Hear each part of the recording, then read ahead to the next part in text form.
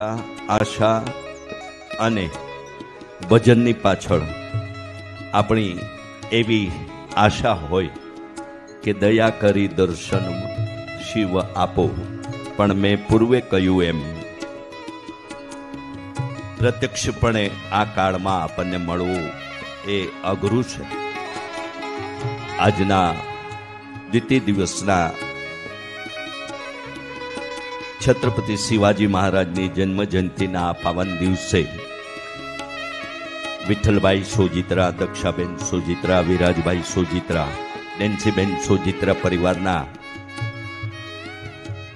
શિવ સદસંકલ્પના આ સત્સંગ યાત્રાના સાક્ષી બની રહેલા વિઠ્ઠલભાઈ કરશનભાઈ સોજિત્રા પરિવાર અને તેમના પરિવારજનો, સ્નેહી સ્વજનો, શુભેચ્છકો મિત્રો, કુટુંબીજનો, પૂજનીય સંતો, નિમંત્રિત મહાનુભાવો, આ નગરના અને આસપાસના નગરના નગરજનો, શ્રોતા ભક્ત ભાઈ બહેનો,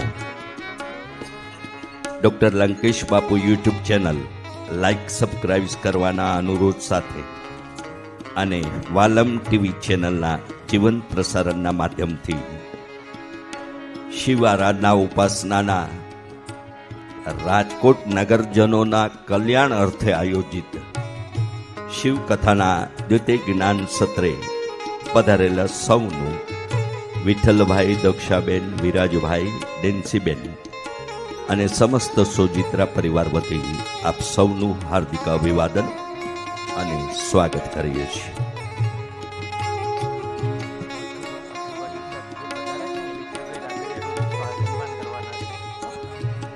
અઠુબા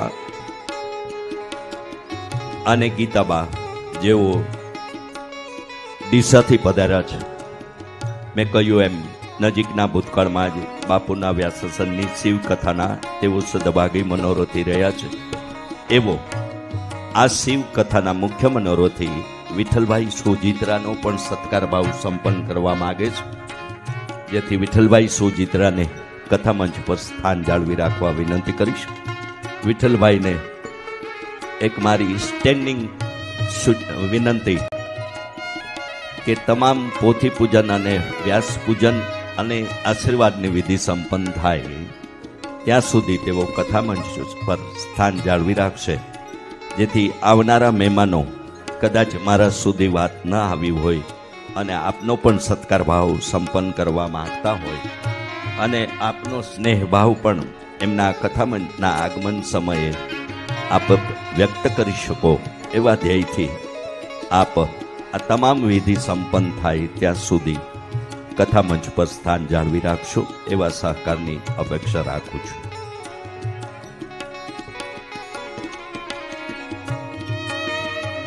જીવ અને શિવના મિલનનો અવસર એટલે શિવ કથા એક સરસ રચના છે કે જીવ સાને ફરે છે ગુમાનમાં, તારે રેવું ભાડાના મકાનમાં.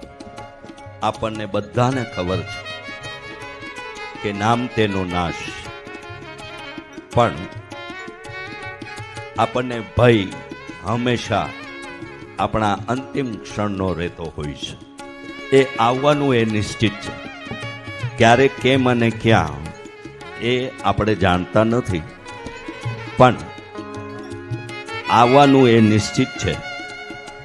અને સિકંદરને પણ ખાલી હાથે જવું પડ્યું હતું અને દેવ તરીકે કે ભગવાન તરીકે અવતરેલા અને એવી પદવી અને એવા પદને પામેલા એવા સંતોને પણ જવું પડ્યું છે.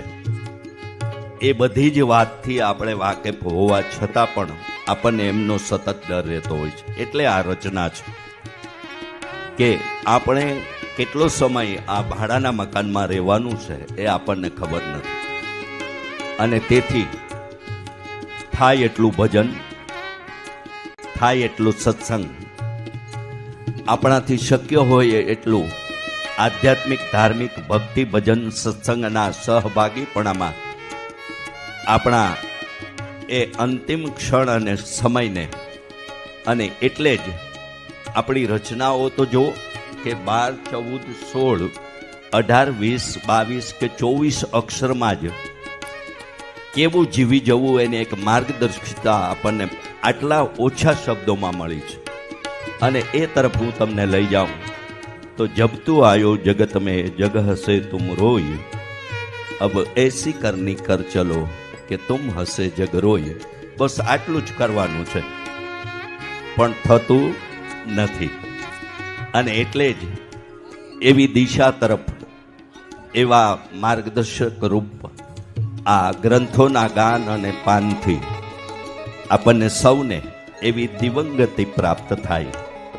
એટલે આવા આયોજનો કે આવા ધર્મ ગ્રંથોના ગાન આંતરરાષ્ટ્રીય શિવ કથાકાર ડૉક્ટર લંકેશ બાપુ એમફિલ પીએચડીના શ્રી મુખેથી અને એવા જ અન્ય વિદ્વત વક્તાઓના એ શ્રી મુખેથી આપણે સૌ શ્રવણ અને સ્મરણ કરતા રહીએ છીએ. મેં કહ્યું ને કે શિવ એક એવો છે કે જેનો આહાર વિહાર વ્યવહારે એ અનોખો દેવ છે, પણ તે છતાં કેવો છે કે તો સદાશિવ સર્વ વરદાતા દિગંબર હો તો એસા હો. અને મેં અગાઉ કહ્યું એમ, બડા હૈ તેરા દાઈજા બડા દાતાર તું, આયો શરણ તિહારી પ્રભુ તાર તાર તું.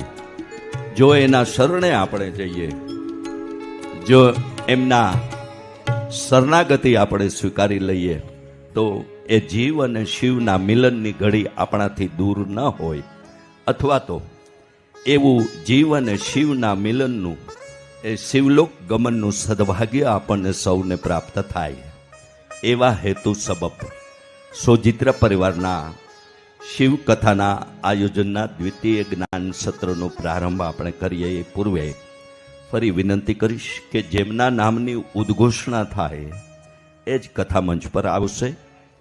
સૌને ન્યાય આપી શકીએ નહીં એ બહુ સ્વાભાવિક છે, પણ શક્ય એટલા ભક્તોને આ શિવ મંચ પર અને ડૉક્ટર લંકેશ બાપુ સુધી એમની ભાવભજનની ભક્તિને આપણે ન્યાય આપી શકીએ એવો અમારો હંમેશા પ્રયાસ અને પ્રયત્ન છે. આવો આપણા સૌ વતી ડૉક્ટર લંકેશ બાપુને વિનંતી કરું કે આજના દ્વિતીય દિવસના શિવકથાના ગુણગાનની ગાથાથી આપણને સૌને પ્રેરિત કરે એવી પ્રાર્થના અને વિનંતી સાથે સોજિત્રા પરિવારના અને અમરેલીના ઉદ્ઘોષક શરદ વ્યાસના સૌને જય સોમનાથ, જય મહાદેવ, ઓમ નમઃ શિવાય. ધન્યવાદ.